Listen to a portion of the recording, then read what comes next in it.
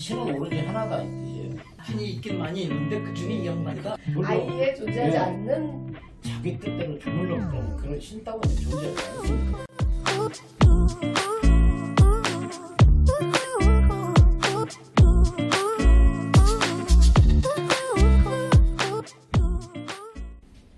네, 불교, 기독교를 논하다. 대망의 첫 번째 주제는요, 유일신론입니다.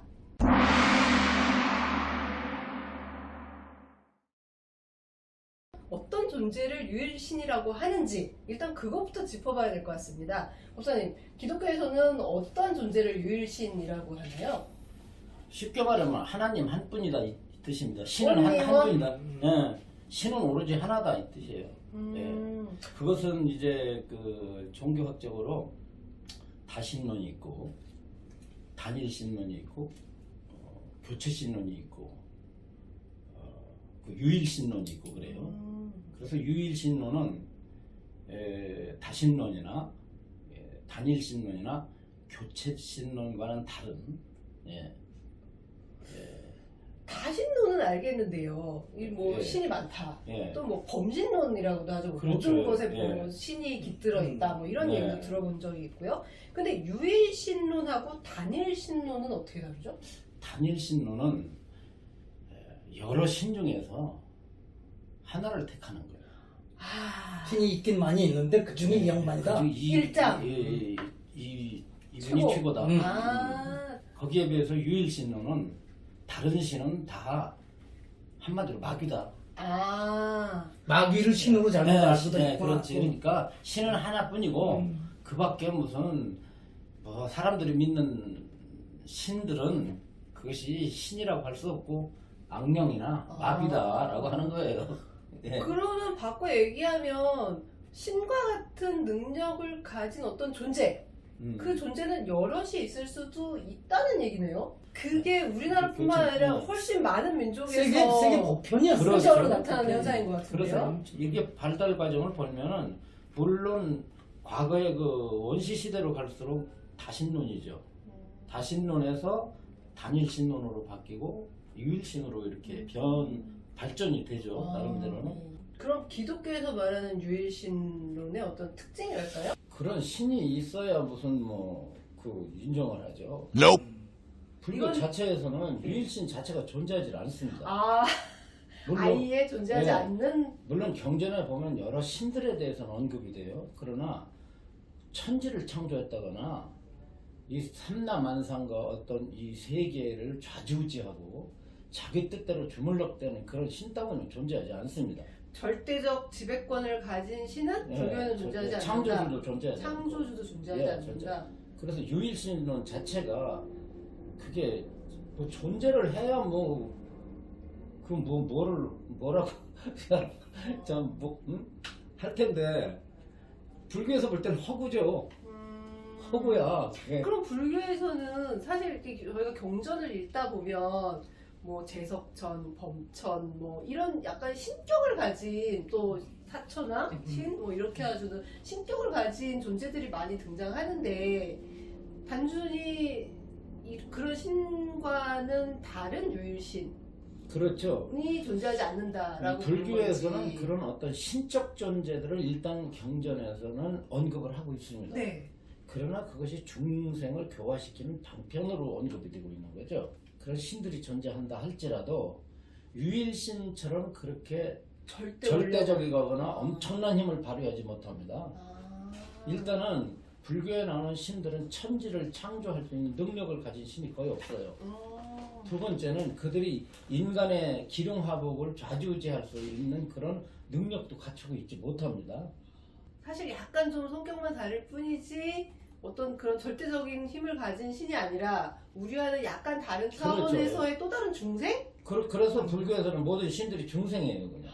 예. 그래서 부처님이 설법하시면은 천신들이 내려와서 내려가서 같이 공양도 하고 듣고 그러는. 공양도 올리고. 그래서 이제 불교 자체는 유일신은 창조주입니다, 말하자면. 세상을 창조할 정도의 권능을 가진 유일신은 그렇기 때문에 유일신이라고 이름을 붙인 거예요. 전지전능한 유일신은 10가지 성격을 가지고 있는데요. 그 중에서 대충 몇 가지를 얘기하면 우주 전부터 있었다. 그리고 우주가 사라져도 그분은 존재한다는 영원성. 그리고 삼라만상의 모든 것을 초월해 있다는 초월성. 그리고 이 세상 모든 걸 안다는 그런 전지성이에요. 전지성. 그리고 뭐든지 만들고 뭐든지 없애고 뭐든지 변화시킬 수 있는 전능성. 그리고 최고의 선이라는 지고성. 지고선이죠. 최고의 선이다. 최고로 착한 분이다. 그런 성격들을 가지고 있어요. 넘사벽에 완벽했죠. 네, 근데 불교의 신들은 그런 성격을 가지고 있지 않죠. 근데 저도 이제 다른 뭐 주변에 있는 기독교인들한테 듣는 얘기 중에 하나가 불교에서도 이런저런 신을 얘기하지 않냐. 근데 기독교에서 얘기하는 신은 지금 말씀하신 것처럼 그런 모든 신의 능력을 초월하는 최고의 어떤 그런 능력을 가진 권한을 가진 우리가 그런 저기에 신이다. 네, 훨씬 윗단계다. 이렇게 얘기를 하고 이런 것들이 서로 조금 다른 층위에서 부딪히다 보니까 서로 이해의 차이를 좀 낳지 않았나. 예, 기독교가 우리 사회에 들어오면서 그들이 말하는 신이라는 거를 우리가 과연 어떤 존재로 받아들였는가. 여기서부터 좀 문제의 출발점이 있지 않을까 싶은데 당시에 어떻게 우리 사회에 받아들여졌는지. 실은 이제 불교가 들어오고 또 뭐 유교도 종교로서보다는 통치 이념이기도 하고 생활의 방편이기도 하고 여러 가지 규범이었죠 그쪽에.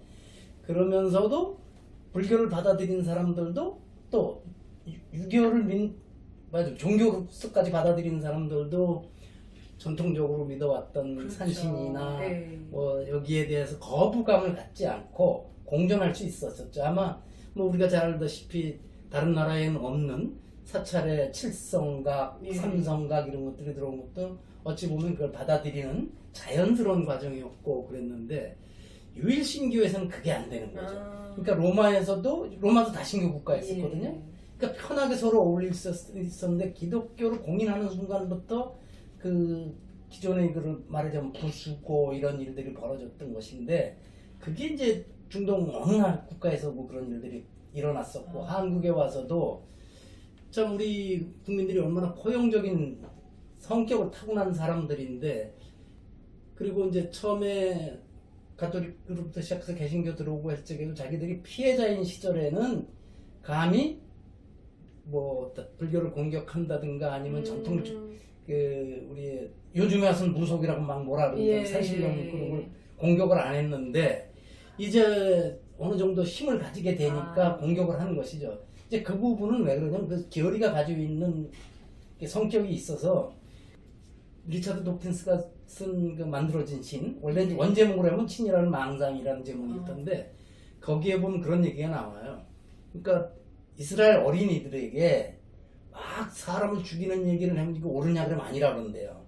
그런데 뭐죠? 예리고성을 공격하는 구약 성서의 얘기를 해주면 그건 정당하다고 그렇게 한다는 얘기가 자기들이 그러니까 이 종교라고 유일신이 가지고 있는 피해가 얼마나 큰지를 아주 단적으로 보여주는 사례다 그걸 들더라고요. 그런데 그 일을 요즘 와서 우리가 겪고 있는 것이죠. 그래서 한편으로는 어찌 보면 일부 목회자들 중에는 그걸 과도하게 쓰는 거죠. 이게 오히려 선교의 방편으로 성전을 이야기하고 그러면서 그 사람들이 오히려 이슬람의 성전을 비판하지만 성전이라는 말을 하는 순간 이미 그 남에 대한 공격이거든요.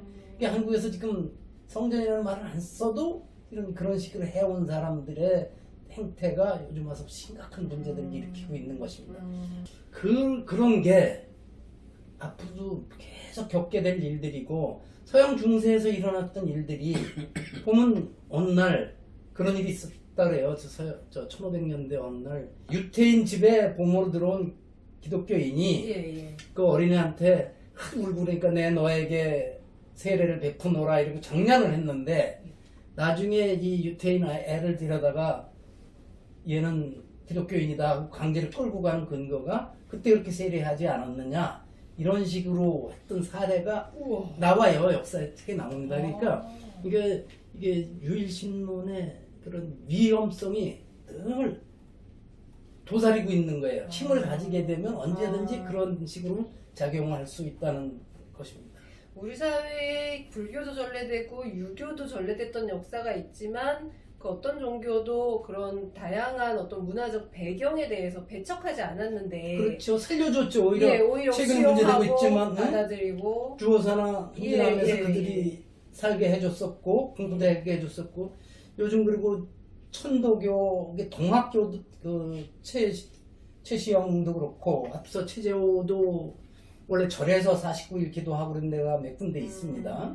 부안에 어디 월명인가 거기가 이제 수은 선생이 기도했던 데고 또 저 태백산 정암사 위쪽에 암자에서도 최시영 선생이 예, 기도했었고 예. 최근에 보니까 저쪽 그 내포 지역에 그 가서밤이라는 데서도 또 그들의 종교를 굉장히 많이 있었어요. 그래서 예. 그렇게 쫓기는 사람들 아니면 어려운 사람들 살려주고 이런 것들이 포용해주고 이런 게 불교였는데 요즘에 와서는 우리 저부터도 안 되겠네 이런 생각이 자꾸만 갖게 아까 말씀드렸던 거하고 같은 겁니다. 스리랑카의 불교인들이 그 기독교나 다른 종교에 대해서 거부감을 가지게 되고 미얀마에서 그런 일이 벌어지듯이 이게 포용적이었던 불교인들이 저까지도 포함해서 말은 종교 평화를 얘기하면서도 저도 이러면 안 되지 이런 생각을 가지게 만든 저는 그 책임이 훨씬 더 크다고 봅니다. 유대교의 그 유일신이 좀 더 이제 세계적인 어떤 종교 전쟁을 일으키고 좀 배태적이고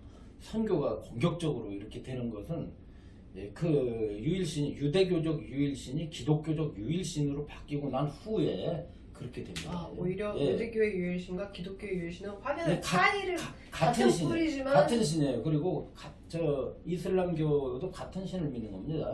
그리고 같은 아브라함 자손이에요 다. 뭐 그렇습니다. 아브라함 시조가 같아요. 셈족의 종교라고 같은데 왜 그러냐면은 이 유일신의 관점에서 볼 때는 인간들이 어리석어 가지고 유일신이라고 하는 것을 안 받아들이려고 그래요. 자꾸 다른 신이 있다고 믿고 다른 신으로 자꾸 그 머리를 조아리고 이런 모습을 보이니까 하나님으로서는 화가 나는 거죠. 답답한 놈들. 그럼 화가 나면 깨우쳐 준다기보다는 그냥 매질을 해버렸는데 그냥 매질이 아니라 죽여버리고 막 그러지 그 자체가. 기독교 그 정신을 이야기하는 기독교에서 그 소위 말하는 미션이라는 말이 있지 않습니까? 임무라는 말이 있어요. 그럼 미션이라는 말이 무슨 뜻이냐면 그렇게 정의가 되어 있습니다. 이방 문화와 이방 종교와 이런 이방이죠. 이방 종교와 이방 문화를 가진 자들을 이걸 갖다 모두가 다 그리스도화함이라 해요. 그리스도화함. 기독교화함이야. 그러니까 문화와 종교를 다른 종교와 다른 문화를 기독교화 시키는 것을 그걸 갖다 미션이라고 하고 그게 신이 내린 명령이에요. 애초부터 그 의미가 그렇습니다. 그러니까 공격적이지 않을 수가 없죠. 교리에 의해서 공격성이 나오는 거예요. 불교에서 유일신을 인정하지 않는 이유 뭘까요? 인정하지 않는 이유는 유일신이 존재하는데 신은 존재하는데 인정하지 않는 게 아니라 유일신 자체는 아예 없다. 유일신 자체가 없다. 그 이유는 아까 말씀드린 대로 불교의 핵심 교리인 연기설 때문에 그렇습니다. 좀 더 자세히 설명해 드릴게요. 연기설은 세상에 존재하는 모든 것들이 공통된 법칙이에요. 그러니까 불교로 말하면 진리죠. 예외가 있을 수 없는 법칙이라는 말씀이시죠? 그게 이제 물질적, 정신적, 무슨 그 가시적, 미시적 막론하고 아무튼 인간들에 의해서 경험되어지는 모든 것들은 연기의 법칙을 벗어날 수가 없습니다.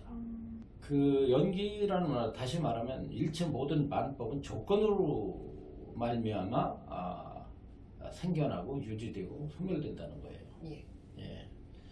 조건이죠. 모든 법은 조건으로. 그런데 경전에 보면 니카야라고 하는 경전에 보면 그렇게 나와요. 그 누가 이제 브라만을 주장을 합니다. 나는 유일신을 믿는다, 하나님을 믿는다. 그랬더니 이제 부처님이 묻죠.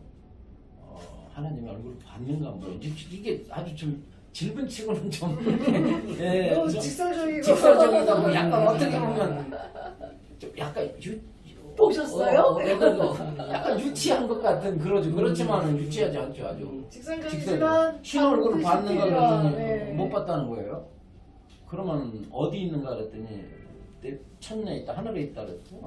그랬더니 하늘이 이렇게 넓은데 어디 있냐 그랬어요. 하늘 가운데 그랬더니 그건 장소는 잘 모른다고 그랬어요. 부처님이 약간 장난기가 발동하신 거 아닌가 그렇죠. 싶은데요. 그랬더니 부처님 뭐라 그러면 그렇게 말을 해요. 그렇게 답을 해요. 그대는 얼굴도 한 번도 본 적이 없고 어디 사는지도 모르는 여자를 단지 이름만 알고 짝사랑을 너무 하여 잠도 못 자고 밥도 먹는 병에 들린 자고 났다고 그래요. 그게 짝사랑을 하는 사나이와 같다 그래요.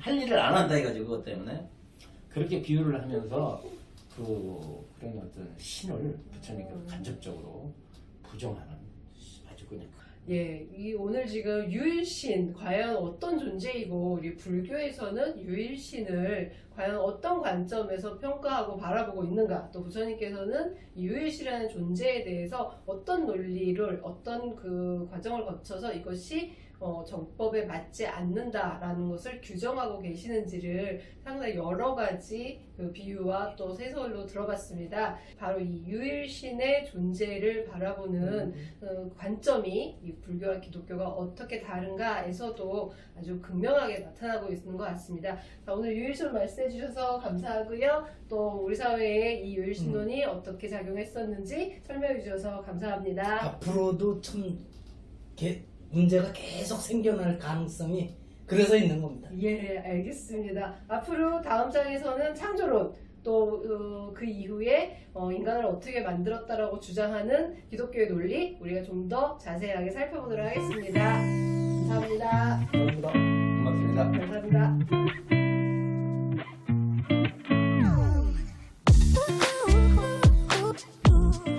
이거 잠깐만 앞으로. 이거요?